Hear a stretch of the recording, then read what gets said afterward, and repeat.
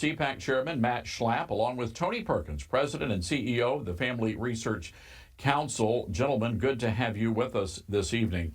You know, this toxic ideology, guys, that's being pushed by the left is resulting in tragedy. The Minnesota shooting, just the latest example. Democrats want to blame the Christians and the gun owners. Despite new reporting, by the way, on the shooter's manifesto from the New York Post, the White House correspondent quoting the shooter as writing about the Annunciation School. It also seems like the kind of school to not arm their teachers. And I bet that liberal schools, they don't allow teachers to carry guns.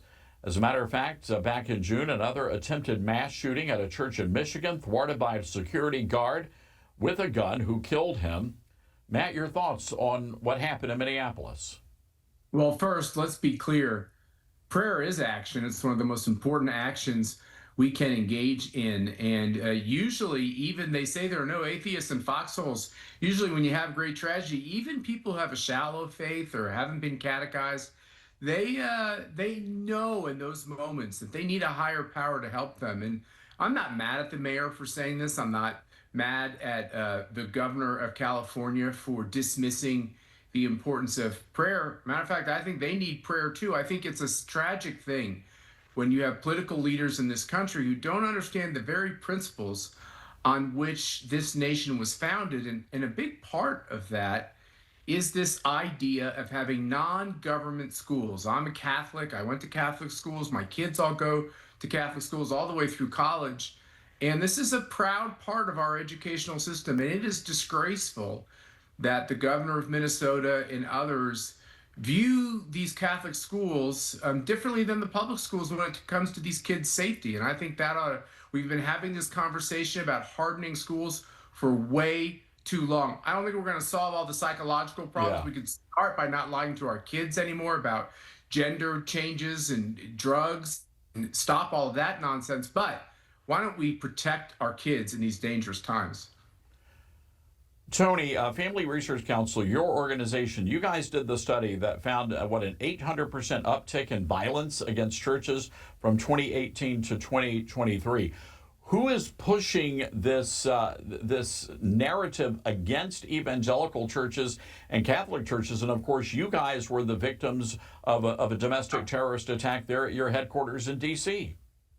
Well, there seems to be a correlation between the policies and the actions of individuals. We saw it really peaked in 2023 with the Biden administration, a lot of their anti-Catholic rhetoric, their anti-pro-life rhetoric, where they were actually tracking down pro-lifers and arresting them. And you look at what's happening in Minnesota. On Monday, Governor Tim Walz bragging about Minnesota being a sanctuary for transgenderism. In fact, their laws prohibit young men like Robert from being able to get the help that he needed. They ban counseling. You cannot have gender dysphoria counseling unless it's affirming of your sexual confusion. And so what we see here, Todd, in Minneapolis is what we saw in Nashville, is that we see this is the result of, it's a manifestation of a hatred for God and for children. And it is being brought about by the left's rhetoric and their policies. And so these policies are deadly. And I advocate that we do pray.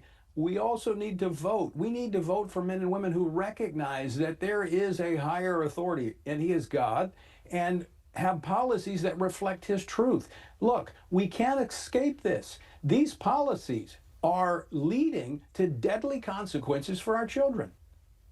Yeah. Matt, real quick, and I want both of you to answer this question. How important was it for the administration to acknowledge this was a domestic terrorist attack and it was a deliberate attack against Catholics? Yeah, very important. Mostly conservatives don't really differentiate between crimes. A crime is a crime, but Tony's exactly right. You're exactly right. CPAC is doing a lot of work on this front. There is an assault on Christians, not just in America, but all over the world. We have these terrible examples in Africa. It's time not only for Christians to stand up, demand that but all decent people. Why are Christians not talking about the idea that the governor of Minnesota thought it was just fine to disrespect Catholics and Christians so much by all of his policies, including the policy of not even letting kids get out of the womb up until moments before they would have a natural conception. Tony, I want to give you the final thought here. Well, Todd, the reason for our report is to raise awareness, not fear, and also to affirm the mission of the church. Yes, Jesus warned there was going to be hostility for those who followed him. So this is not a time to shrink back. This is not a time to become silent or to walk away in fear. It is time to stand firmly for truth, because if there was ever a generation that needed to be reached with the truth, we are now standing looking at that generation in the faiths. All right, Matt Schlapp, Tony Perkins. Guys, thank you so much for being with us here on Newsmax tonight.